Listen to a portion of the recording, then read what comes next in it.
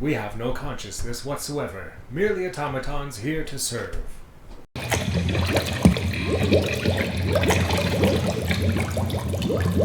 Welcome back to the Bog Toys and Collectibles, where today we're checking out another one of the Superman movie action figures from James Gunn's new film coming out July 11th. This time it's going to be the Superman Robot number 4 Deluxe Theatrical Edition. And I was super excited to see this figure, especially after recently watching the new featurette that shows behind-the-scenes footage of how they achieved this robot in the movie. And it looks like they're actually using practical effects, like a real animatronic puppet, as opposed to just doing pure CGI. So in the movie, David Cornswit's actually talking to a robot on screen in those scenes. But of course, he comes in the standard DC Multiverse box packaging with the window, and it's got the theatrical edition blue steel text along the side, which looks really cool, in particular with this figure, because it matches the finish, the color on the robot. And then on the side here, we of course have Superman superimposed into the text and flying high above the earth there. And then flipping it around to the back, there's number 4, I guess that is his legal name, hanging out in the Fortress of Solitude there, where he helps Superman and kind of takes care of him there.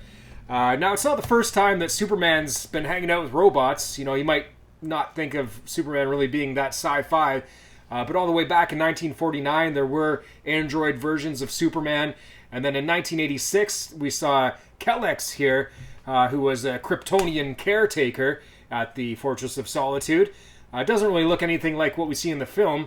But then in 2005, when the All-Star Superman comic series was released, that's when we first got a glimpse at this style of blue steel robot with the blue cape, who was there to kind of help Superman out at that Fortress of Solitude as well.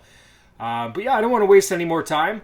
Let's go ahead and unleash this guy from the package, give him a breath of fresh air, and we'll take a closer look. All right, here we go.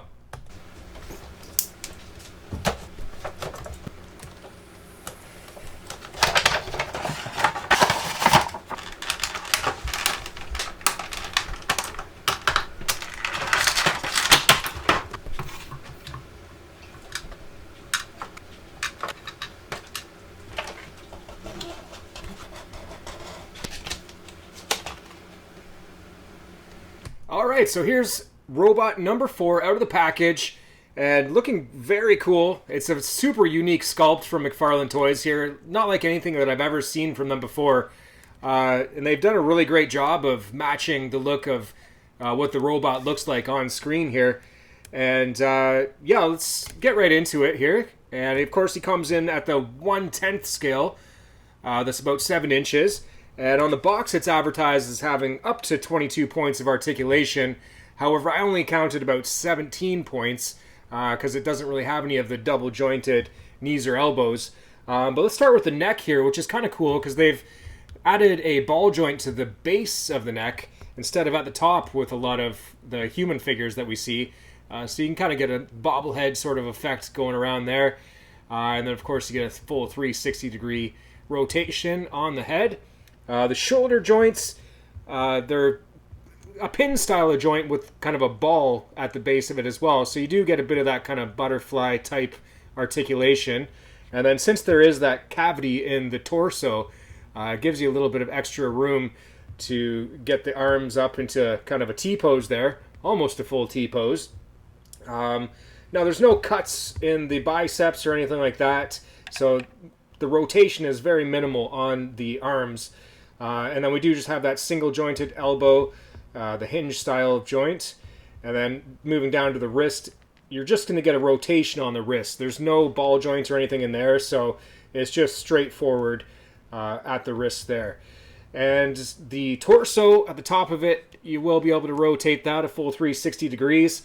The ab crunch, as you can see there, is fully exposed, so there's really no resistance if you want to just crank that right forward or all the way back. You know, that's like no other figure I've seen before. That's pretty much maximum ab crunch rotation or range of motion there. And the legs here do have that hinge pin style of articulation, And you can really crank that right up to get your full Jean-Claude Van Damme between two trucks kind of commercial pose there. And then there is a cut at the top of the thigh, kind of hiding behind that piece of armor there. And that armor does kind of restrict the rotation a bit, but I'd say you get a good, 120 degree rotation from that. Now the knees, of course, are just a ratcheted single joint hinge. And so not a ton of movement on there, no rotation. Same goes for the ankles, just one hinge with no rotation, and then no articulation at the toes here. But yeah, all in all, it's a good amount of articulation, and you can definitely get him into some cool poses like this. But without the tilt on the feet, it's kind of hard to get his feet to stay flat on the ground, and you might have to use the black stand that he comes with to hold him in some of these positions. But yeah, let's get into some of the paint application here. Really nicely done. They have a bit of this kind of metallic blue paint, as well as the plastic, which is done in a semi-transparent metallic plastic as well. So they really complement each other well. The chest plate is super crisp. I really like how they've done that. It's got that nice kind of Art Deco font on the number 4, making him look really kind of classic and nostalgic looking. The head paint on the eyes there is really well done too. It gives him lots of expression. And of course, you do get 3 extra face plates that you can swap out to get different expressions, as expressive as a robot can be. But yeah, the paint is really excellent on this. Now the head sculpt is clean, crisp, very streamlined. The faceplate line, it's hardly even noticeable. I'd almost say that's pretty seamless as far as I can tell. That's easy enough to take off, and just like putting a piece of Lego on another piece, you can slide that on and change his expression to anyone that you'd like. Now, the body sculpt is really nicely done too. Kind of gives me vibes of like maybe the Kenner Terminator figures, the exoskeleton, or maybe RoboCop, for example. But yeah, haven't missed any of the exposed machinery on the figure, and it's just a cool sculpt. It's very unique, original, and it's refreshing to see something like this from McFarlane. As far as the cape goes, it's really nice kind of jersey type of material there. It really reminds me of the vintage Kenner Batman. It's almost the same color as what you got with the Kenner Batman back in 1984. So that's kind of cool to see that too. And of course, it does have the wires in there to modernize it a little bit, and you'll be able to bend those and get them into whatever position you need. Because I do believe this robot can fly. I guess we'll have to wait to see in the film for sure. But yeah, that's definitely nice how they've done that. As far as accessories go, as I mentioned, we do get 3 different face plates here. We've got one, maybe he's just kind of sleeping there. Not totally sure. We've got one with really kind of squinty type eye. And then the third one here, he's, I don't know, maybe that's surprise kind of looking. Not too sure, but that's the third one there. And then we've got a kind of a trigger style of a hand there. And of course, wouldn't be a cool robot without a thumbs up hand there as well. So yeah, some cool accessories that you'll be able to swap around with the robot here. Now let's maybe do a couple of quick comparisons with some other figures. So let's put him up against the Superman from this film. His, leader, his companion from the Fortress of Solitude. So these guys are best buddies here. You can't have your robot number 4 without your Superman.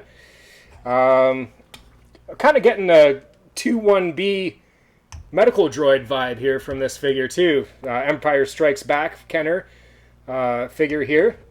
Kind of similar colors, and I feel like these guys would be best friends from different universes. And then, what the heck? Let's throw them next to this Transformer, because who doesn't want to see Soundwave hanging out with another cool robot? I'm sure they'd be good buddies. they get along, listen to some tunes on their cassette tape.